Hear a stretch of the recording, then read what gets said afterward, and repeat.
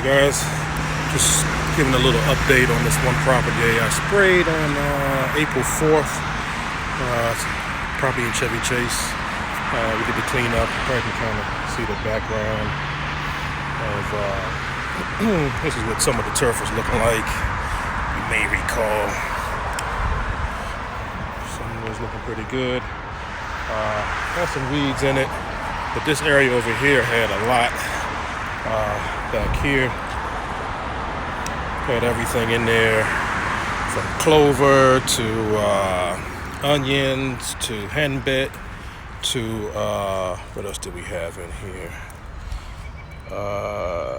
Wild violet, some ground ivy, and I did show some results of something dying last time I came, which was probably 2 weeks ago. You'll see stuff curling up here. I see some stuff dying here. Some things are still taking time to, kill off. But as much weeds that was in this lawn, this part, I mean, you can see like the coloring. See all the areas that are brown, and it's got some lime green, and and I'll show the pictures that will kind of show before I spray it again, just so you guys can see what I'm talking about. But something like this would need repeat applications when you get that many weeds. But I'm seeing stuff dying and curling up. As you can see, some of it that died up, it like died off already. It's like bare areas, and some that are in that brown stage, like some of this here. So it's in like multiple stages on the weed. But my whole thing is I'm getting it out of here. And then obviously, I think what we'd be battling as far as the summer will be all the summer weeds that will be popping up. Just because you're killing off these cool season weeds, and some of the cool season weeds will die off on themselves, especially like chickweed in the summer. But you got to deal with the summer weeds, which you got black medic, spurge, what else? Well, of course, crabgrass will be popping up. Nutsedge. But black medic, spurge, oxalis.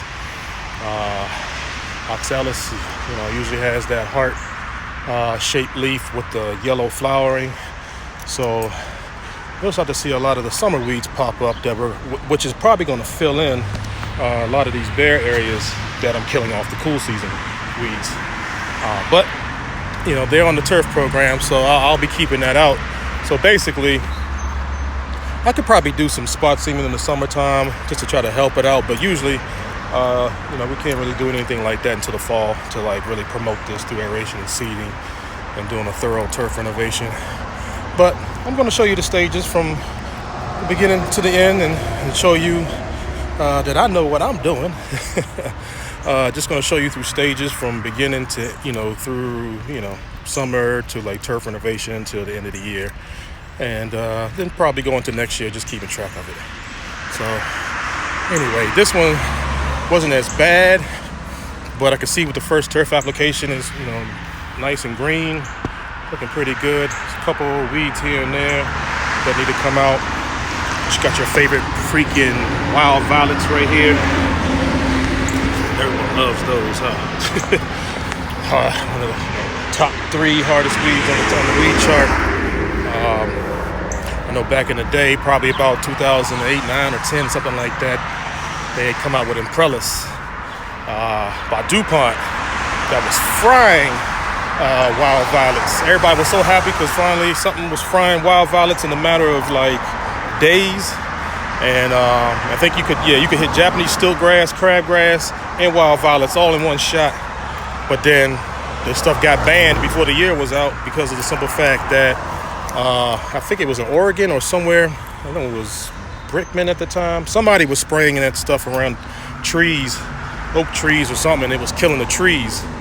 And so they had to pull it. And everybody got upset because finally it got something to take care of the violets. I don't know if some of you guys in the turf industry, applicating industry, know what I'm talking about. But Imprellis, oh man, that stuff was frying stuff like real quick. But now we're back to, regular weed control that you got to just certain timings got to hit those violets to really get them, because they're really tough to deal with. So anyway, I'm about to go on to the next property. I just finished mowing, trimming, everything, doing some little bed maintenance real quick. I got the other crew doing another route, and I might be running into one of the properties with them because I got to do a turf application on that one, which the past 2 Fridays we've come by to mow, like it's rained, so we couldn't do the weed control part. Got the fertilizer application and we couldn't do the weed control, so that's going to be the next thing that I do over there. And actually today is a Wednesday, and I wanted to do them early because it's supposed to rain this Friday. So that's 3 Fridays in a row, and I didn't want to, say to them, oh, this is another, we can't get it, I'm sorry, it's raining. So I'm adjusting the schedule so we can knock out mowing, some other maintenance over there, and then I can follow up with the turf app. So I'll take you guys with me over there. I don't know if the crew will get over there before me or not, but we'll see. All right, guys. Matter of fact, there's a True Green guy all the way in the distance, right about there. And don't want to touch on that because I got some bad things to say about True Green. Especially knowing that I used to work with them way back in the day. That's a turf applicator, and got into management a little bit after that, but I'll save that for another video. All right, guys.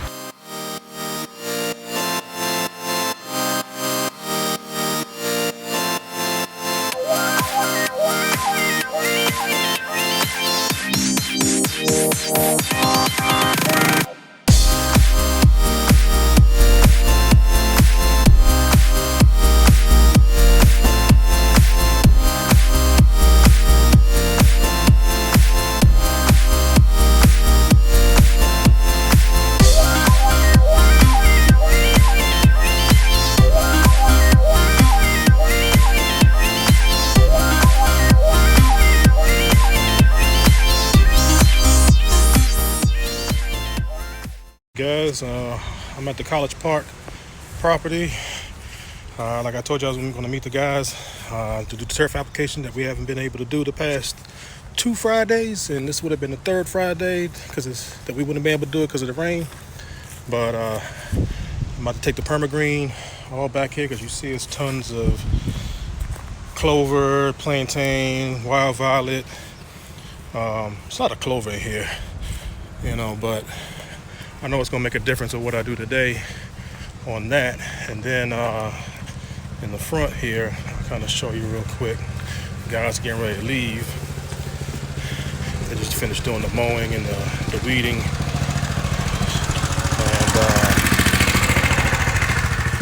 I'll show y'all this here. You can see there's a lot of clover through here. And I'm about to do this by hand. Well, I mean, with the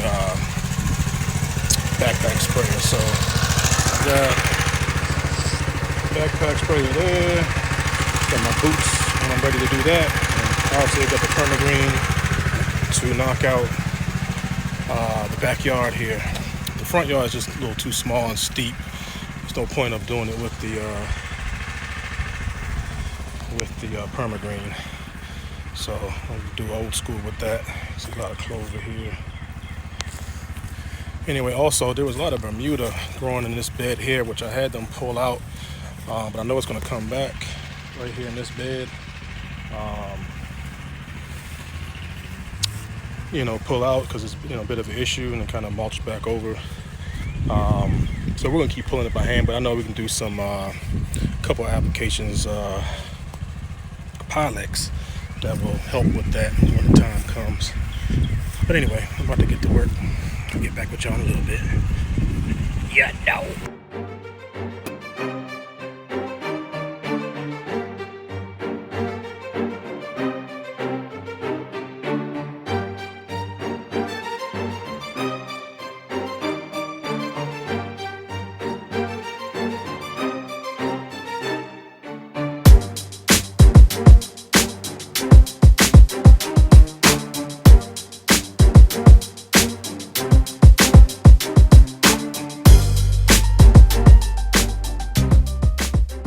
All right, guys, I am done. I just went back around with the backpack sprayer to hit all the boundaries, so like so. I know the Permagreen is capable of adding the spot sprayer hose to it. I don't have one on there, and I really don't like them on there because I know that the mixture rate for the Permagreen for the high and low gear set for that. So I feel funny about using that spot sprayer. I figure like it's going to be a little bit more than it's supposed to when you use that. So I use the backpack sprayer. I know the Z sprayers from back in the day had the hose on there. You could spot spray, especially when you're on big properties and the booms can't get everything. And then you would use it to get off the Z spray and spray on the hose. I know even now it's probably better hookups on there now on the Z spray. But I did it old school by just going back with the backpack spray and hitting all the boundaries. But you can see there's a lot of weeds all through here. So I'm going to see how it turns out as far as, next couple of weeks, and then, throughout the season on how it turns out, because I like keeping track of the work that I do, especially applicating. You can really, take notes on what you do after each application. But I anticipate this looking a lot better than it does now. All right, so I'm heading out now. Everything is looking good so far. As far as, the landscape after we did the cleanup.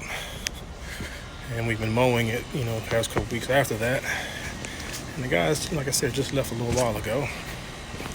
The other thing you guys got to make sure when you do your applications is to put a flag up that you did an application, a pesticide flag, which like so. So make sure you do that and put your information on there as far as the chemical and the your company name, phone number, all the stuff that you're supposed to do, in your state, by law, regulated. I'm sure everyone's is different depending on the state, but they're all similar. So make sure you guys who are doing pesticide applications are making sure that you're keeping your records and also putting the flags up and communicating with your customer about what you're doing. Save you a lot of trouble in the long run. Anyway, about to kick it to the next spot.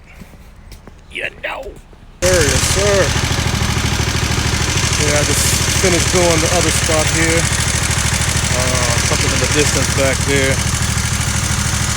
I can't see from here, so I'm not even going to try to show all of it, but I just went ahead and mowed, trimmed it, blew the front. They had a lot of blooms on the front of the mulch bed that was gathering up, knocked that out. And I took some Roundup and sprayed around this pebble pea gravel that's like underneath a table. Sprayed that, and now I'm about to get up out of here. About to head to the estimate that someone actually called me that saw my guys driving the truck and trailer, and they called this morning, left a message in the office that they wanted some work done, and I called them like immediately because when I saw the message, it was like 3 minutes before I saw it. So I called them back, and they're not too far away from the shop, so go there and then head back to the shop. It's about 2:45 here, and the guys are in the commercial spot, Bethesda. They work their way from like PG County, to where I saw them at College Park, to Laurel, and then they bounced to Silver Spring to a commercial property, and then to Bethesda, last property. And so they're taking care of things there. I'm taking care of other things as far as the residential. And man, it's just crazy, man, because you're out here doing work, being on top of a crew, and then doing estimates and proposals. Still got stuff to write up, and people are still calling, man. It's crazy, I tell you. Got another person starting tomorrow. Oh boy, I tell you.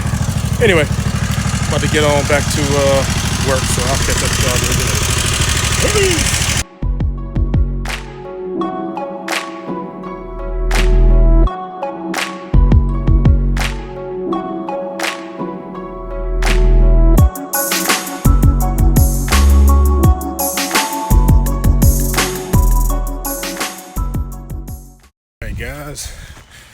over here at this estimate that's about 5 minutes from the shop I was telling you.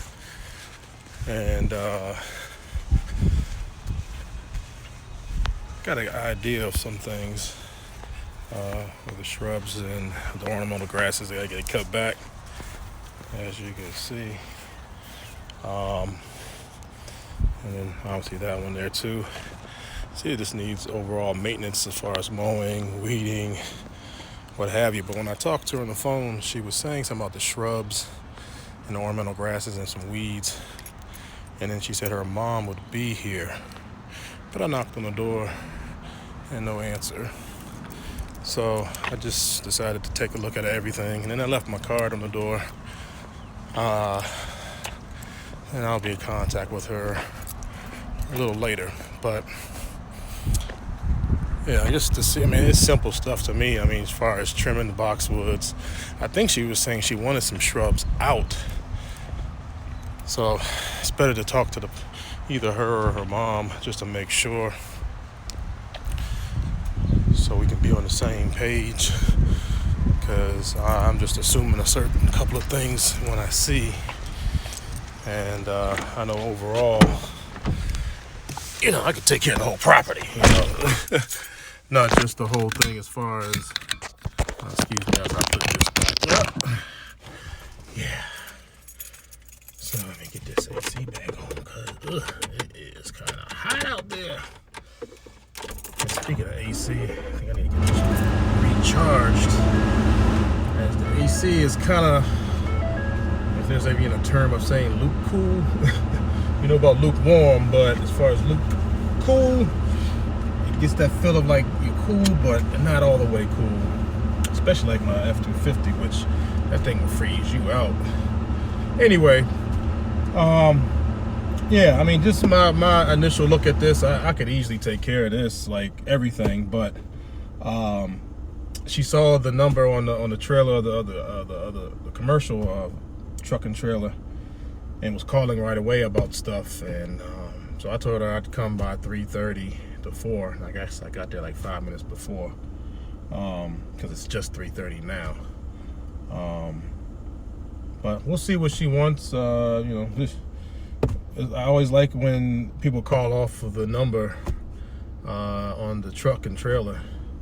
It's like a walking billboard or a moving billboard, as they say.